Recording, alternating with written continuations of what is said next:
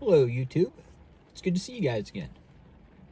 Today, I'm going to be smoking some of Cornell & Deal's Belmont Station in one of my Morgan Bones pipes. And as you can see, it is starting to color beautifully. I believe I've showed this pipe before, thumbnail. I believe I've showed this pipe before on the channel, and if you go back and watch, or if you remember, I am almost certain that it is not as beautifully colored as it is now. I've been smoking it quite a bit over the past few months, and it has really started to take to a darker color of briar. And it has been a lot of fun to watch it color, and it's really motivated me to smoke it much more than I was doing prior when I first got it at the Columbus Pipe Show last year. But before I get into doing that, before I light the pipe, I have some things I want to talk about, and rather than lighting the pipe and letting it go out and relighting it, and letting it go out and relighting it, I figured it would just be easier to save that for the end of the video and share a few things there towards the end while I smoke. That way I can get the main things I want to talk about out of the way here, and then enjoy the beautiful blend at the end. So the first thing I want to talk about is a book that I am a few days away from finishing reading. I'm not quite done with it yet, but I've covered 90% of it, and I have a pretty good understanding of what it's all about, so I'm just going to go ahead and share it now. And that is Who Wrestle With God by Jordan Peterson. As you can tell, it's a lengthy book, but it is a fantastic book that I think every person that considers themselves to be a Christian, I think it would benefit tremendously to read. In this book, Jordan Peterson does a fantastic job at breaking down the complexities of the stories of the Old Testament in the Bible through its foundations and implications on the biblical world and of today's modern society as a whole. There were quite a few chapters that I really connected with. The whole book itself is fantastic, aside from the parts I haven't read yet, but I assume that they're just as good as the other parts. But there were a few chapters that I really felt a connection with. And I assume that most people that come across this book and read this book, I assume that they would have their own chapters that they would really resonate with, as everybody's kind of going through their own spiritual journey. Anybody who picks this up, I assume, is going through their own type of spiritual journey through faith, through Christ, through the Christianity religion. But the two chapters that I felt to really connect with, the first one was all of chapter 3. Chapter 1, or well, chapter 2 rather, mostly deals with Adam and Eve and the coming together of the early stages of Genesis and how it all came to be. The third chapter deals a lot with Cain and Abel, and through them, the origins of the good and bad spirit that is within all of us. Now, as many people believe and know, as children, we have a foundation of right and wrong, good and bad. And this chapter illustrates it in a true biblical text, in the true biblical sense. And the way that he pieced it all together, the whole book itself, but this chapter in particular, he laid it out perfectly. I mean, I don't think I've come across much better writing than what is in this book. Now, I know I'm fairly young and I haven't read a ton of books, but the ones that I have read have been pretty deep, pretty compacted. And this one was, I think, done the best out of any of them that I've read so far. But through the Cain and Abel spirit, he talks about the bad. The good is established kind of first through Adam and Eve. And some people can say that the bad spirit originates from Eve, kind of taking to the serpent and taking of the tree of life. But that's more, he breaks that down as more just a consciousness sense, a sense of being for the actual person. In the chapter 3 with Cain and Abel, it's more, the good is there, but it's more through Seth, their third brother, who was born after Abel dies, or is killed rather. And the bad spirit is through Cain. When Cain kills Abel, he is then banished from the Garden of Eden and is set to wander and is kind of sent and establishes the Canaanites. And as it is known from the Bible, they are a very corrupt and some might say evil group of people. Whereas Seth leads a charge of righteous and holy people through the teachings that come through the early stages of the Old Testament. The second one that I would say I really connected with, I believe is in chapter 4. It could be at the very end of chapter 3. I'm not certain, but I want to say it's in chapter 4. And that is a true sense of adventure through Christianity, through faith. And that one really connected with me because I feel that I'm kind of coming into a new sense of adventure within my own personal life, through my own personal journey through faith and through life itself. And I'll explain that here now. I have come to this decision, this new vision, that I'm going to lay to rest my 25 plan, or at least the vision of it that I have now, the version of it that I have now. I'm going to lay that to rest, and I'm going to pursue something else. Now, how I came to this, there were 3 different events that kind of brought attention to this new vision. Over the past 3 years living with my grandparents, I've had 3 constant commitments that I've been very loyal to up until, we'll say, the beginning of November of this past year of 2024. The 3 commitments were a commitment to my job. So to break that down, I was just not going to leave my job until, with the plan that I had, until I turned 25. Then I was either going to take a year off work or I was going to quit my job, and I was going to travel the country for at least a year through, just sightseeing, just traveling, really is all that was about. The second constant commitment was my relationship status. I was very committed to not just remaining single, but not really putting myself out there to be tempted to pursue something or to be tempted by wandering eyes coming to me. So I was really committed to not pursuing that at all. And the third one was my living situation. I was very committed that I was not going to leave my grandparents' house until I turned 25. And in leaving my grandparents' house was when I was going to hit the road and do all my traveling, and I was going to live out of my car. I was going to be dependent on charcoal grills at different parks all throughout the country, and outdoor showers at swimming areas and hotel room showers and stuff like that while traveling and just sightseeing and just soaking up any experience possible on my year-long trip. But as I thought about it more and more, I kind of came to this observation that a lot of what I wanted to accomplish in this trip, this 25 plan as I called it, I felt there was an easier way to go about achieving these goals, this vision that I had for myself.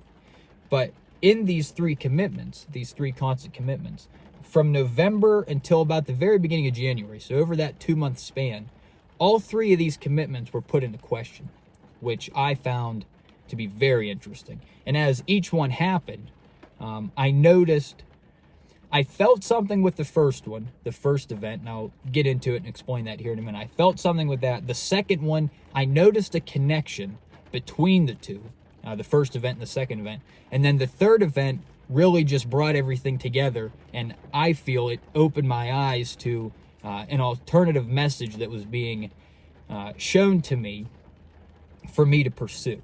And in this chapter 4 of this new sense of adventure, he illustrates exactly what I was envisioning, what I was experiencing. He writes about it perfectly in a very general sense, which gave me an assurance and an encouragement that what I thought was taking place before my very eyes was in fact actually happening, which gave me a confidence to then continue to pursue this for what it truly was. I think even if I wouldn't have come across this book, I still would have pursued this new vision. But I'll go ahead and tell you the 3 events. So the first event, the commitment to my job. I was very adamant that I was not going to leave my job at Controlled Molding Inc. until I turned 25.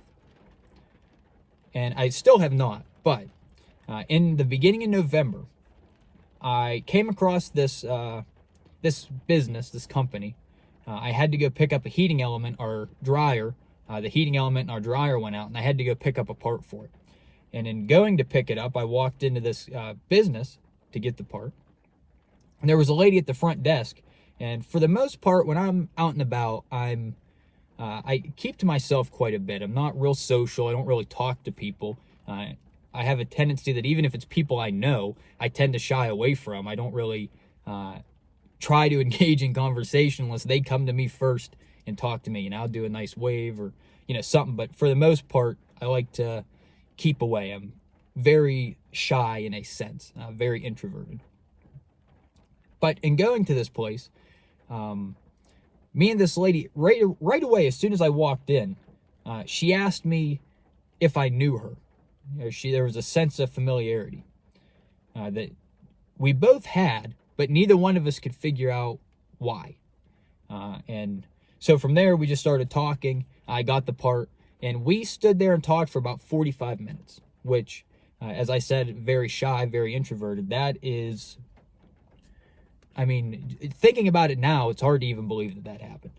But there was a great sense of comfort in that conversation, and at no point did I feel, uncomfortable or anything like that, like I normally would, talking to somebody that I do actually know, even if it's a family member out and about. And in this conversation, she offered me a job. It would be different hours, a lot more hours, more than what I already work. Now, my schedule is I work 3 days and I'm off for 3 days. This would be a Monday through Friday job, possible even Saturday and Sunday. It would be an over-the-road repairman type deal.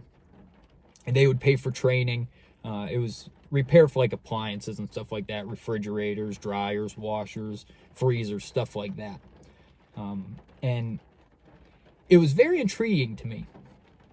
I think mostly just because of the connection that her and I had made.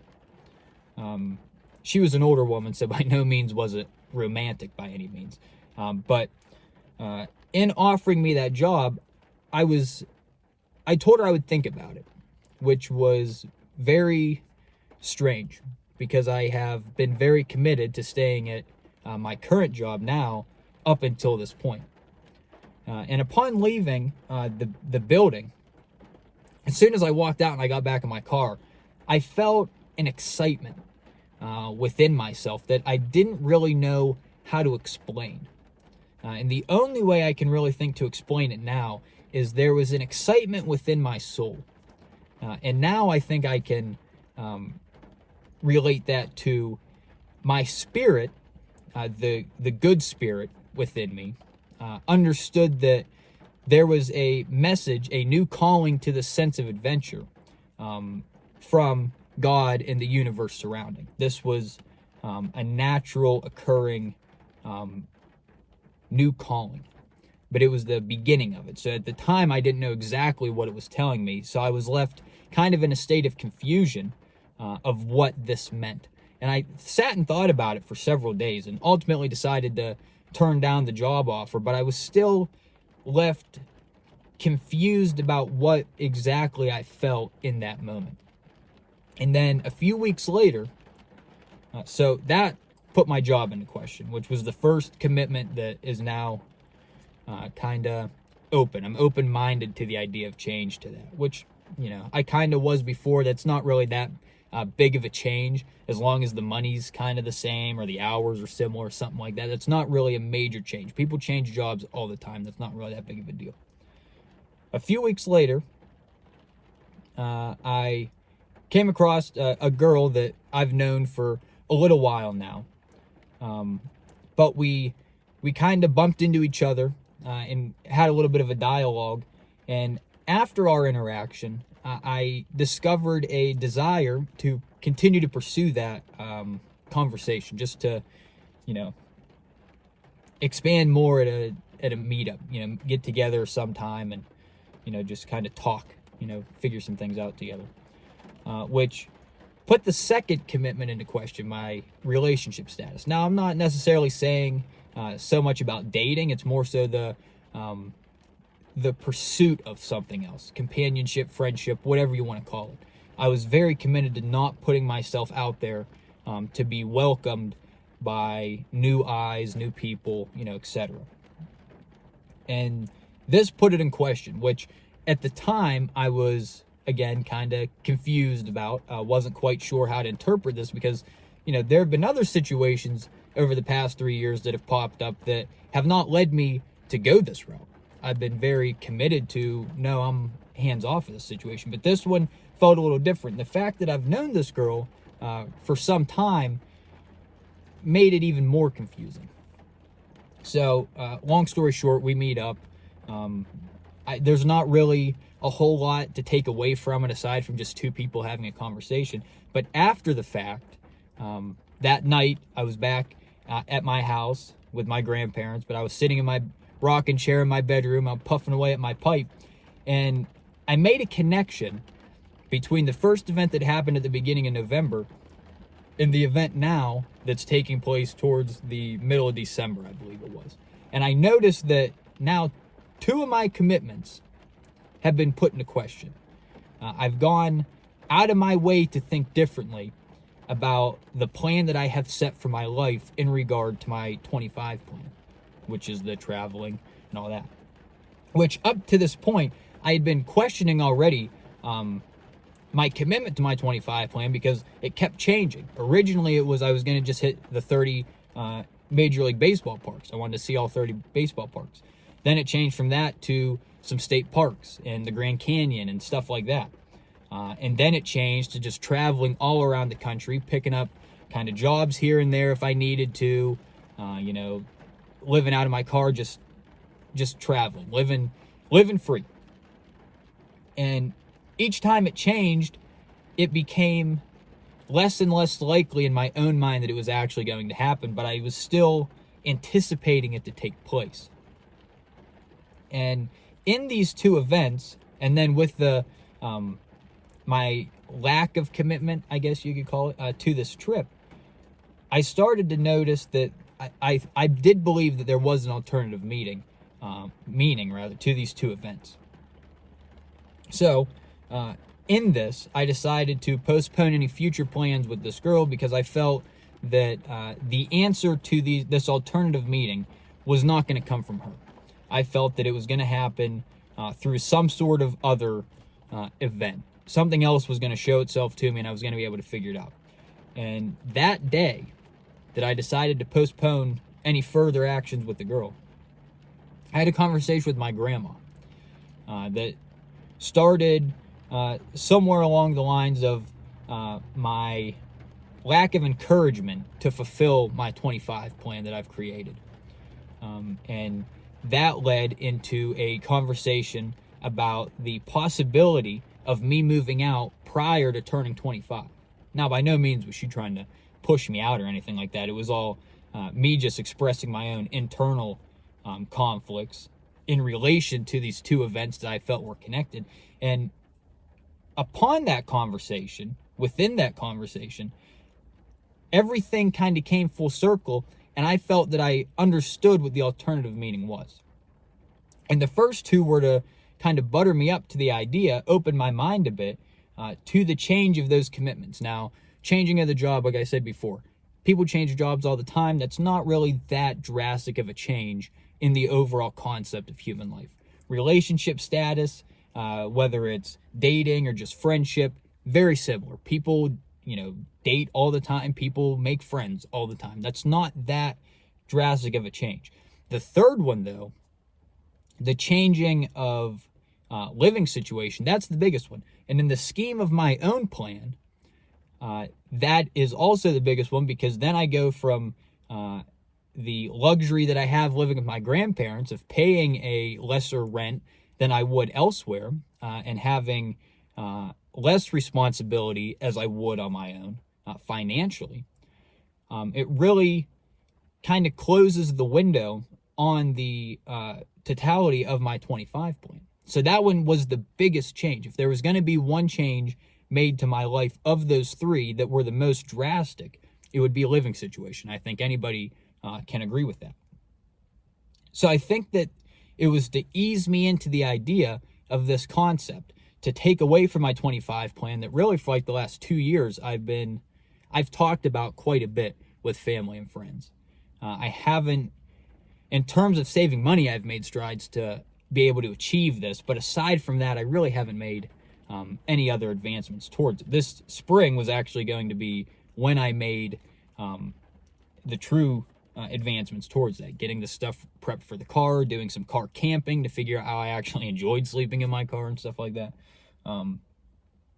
So it all came full circle in this conversation with my grandma, and I realized as I smoked my pipe that night in my rocking chair again, as I do practically every night, I understood what I thought was being shown to me. In chapter 4 in this book, The Sense of New Adventure laid it out perfectly.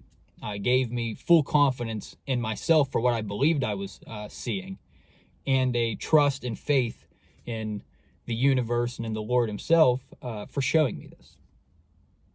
So that, within this book, We Who Wrestle With God, that I really, really connected with. And I do believe that this book has the potential for anybody that picks it up and reads it. I believe it truly has the potential to open many different avenues of thought as a way to really open your eyes and allow you to see the world a little bit differently than you may already.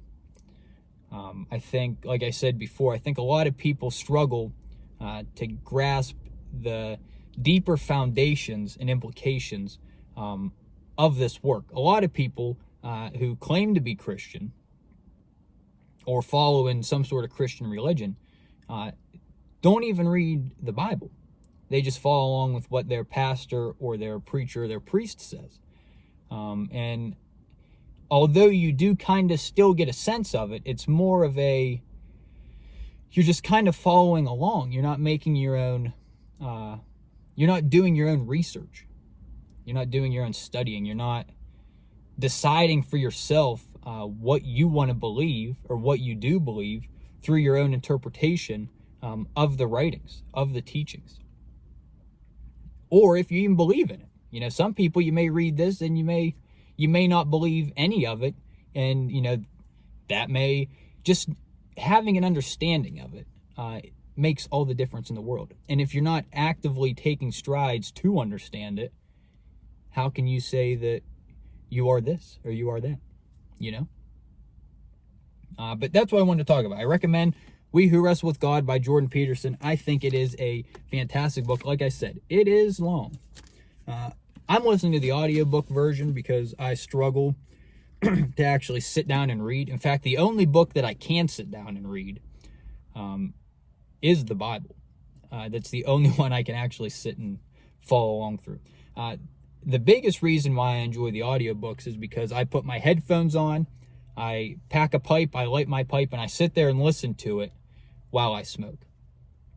I find it very difficult to sit and smoke while actually holding a physical book, flipping through pages and reading, through having the pipe going out or having to tamp it down or anything that happens. I find it very difficult to not lose my place while I'm reading. Also, I believe I have some sort of ADHD, as probably everybody in the world does now, or at least in America that's around my age or even slightly older. I believe we all have some sort of ADHD. So it's very difficult for me to not get distracted while I'm reading, where listening to it in audiobook form while smoking a pipe seems to give me the clearest thoughts, the clearest mind to be able to sit and actually take in what I'm listening to and what I'm reading. But now that I got that out of the way, now we're going to go ahead and light the pipe. There we are. I don't know if I got a thumbnail earlier, so that's what I'm going to do now.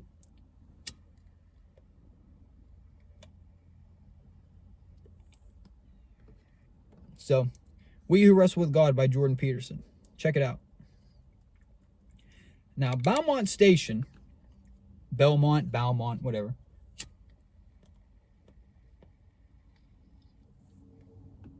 This is one of my favorite Cornell and Deal blends. Now, I think in total I've probably only had, we'll say, north of 10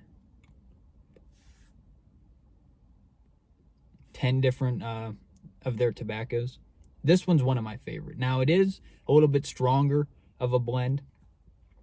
I've said before that I'm not one for higher nicotine levels in blends, but this one, what's so nice about this pipe is the bowl itself, as you can see, is not really that big. It's a little deep. It's, you know, closer to a standard bowl size than it is a smaller bowl size, but it is still on the smaller side.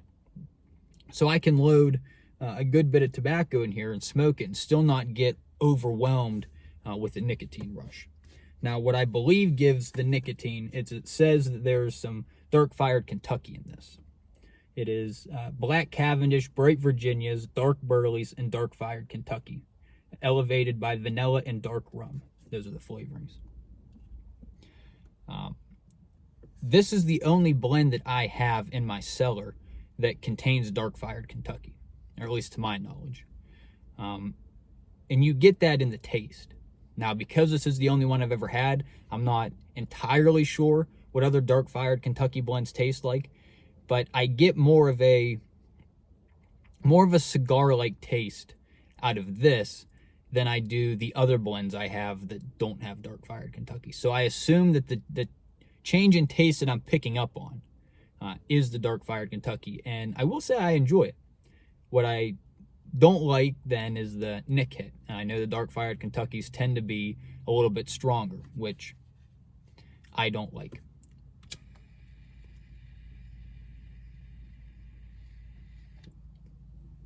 But it does have a very pleasant taste to it.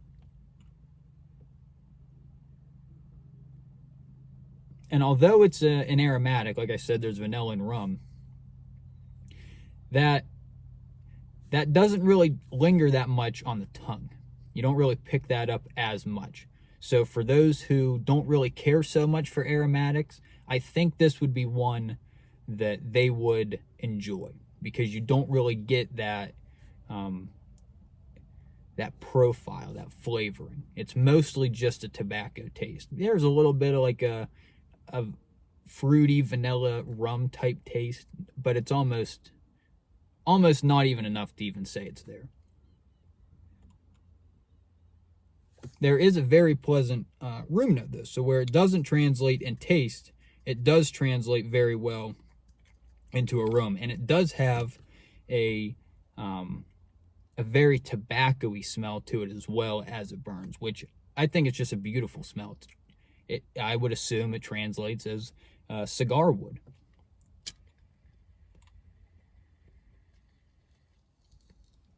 The only experience I have with cigars is Backwoods, Black and Milds, and Swisher Sweets. This is very similar to like a blueberry swisher, if anybody's ever had a blueberry swisher sweet.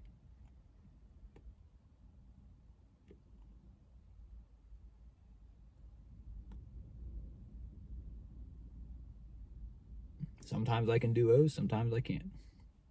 Now, just a little life update for myself, aside from my change of plans for my 25 trip here. I'm in the final days of recovery from a very minor surgery.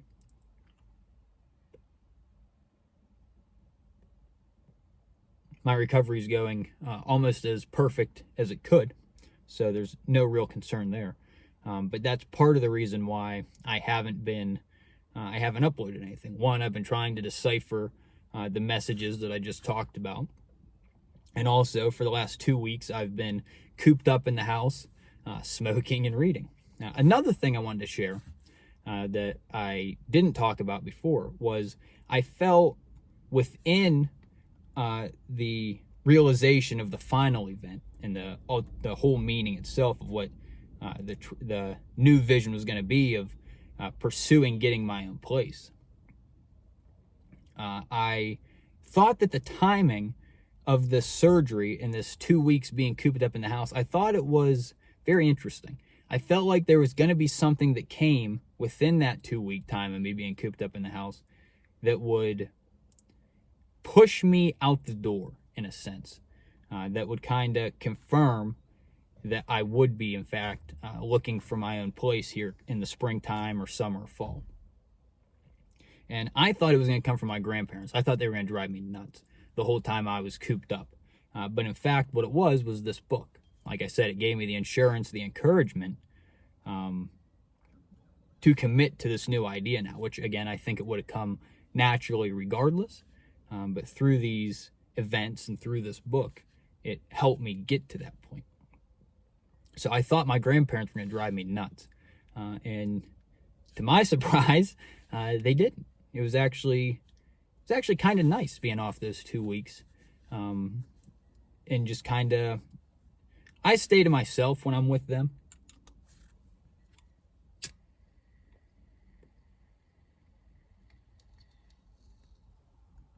I've always been very introverted at the house. Even when I lived with my mom and them, I kept to my room quite a bit.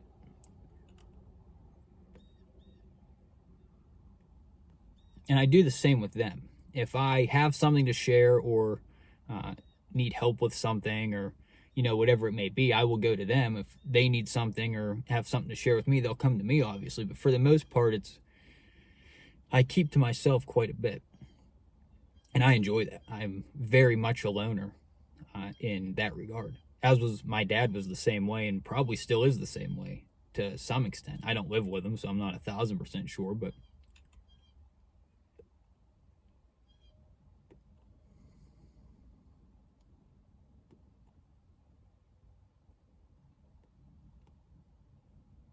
so yeah, I thought they were going to drive me nuts.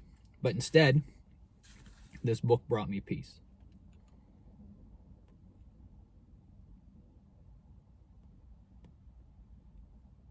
So I recommend it.